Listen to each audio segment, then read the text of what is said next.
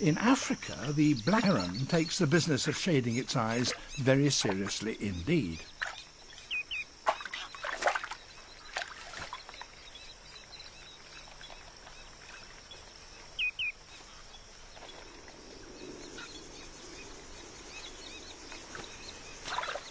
Maybe cutting out reflections is not the only reason for doing this. Many fish prefer to swim beneath an overhanging bank or a tree so that they can't be easily seen from above. So perhaps they deliberately take shelter under the heron's wings, which of course could be a mistake.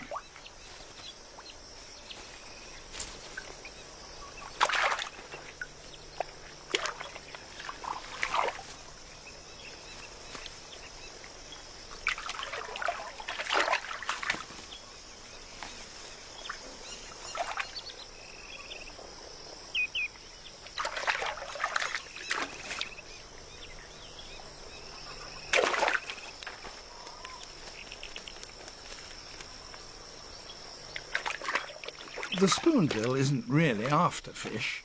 This scything action of its beak enables it to gather tadpoles, beetles and insect larvae, but it must also scare little fish, which then dash off to seek safety. So it's worthwhile for the black heron to follow the spoonbill around, just in case.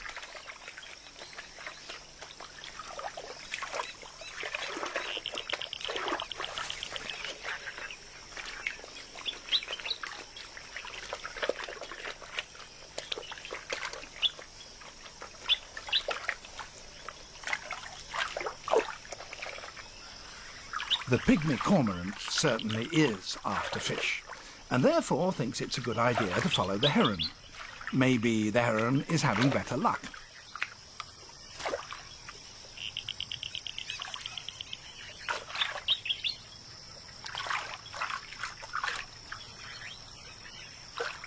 All in all, a little fish doesn't stand much of a chance in a shallow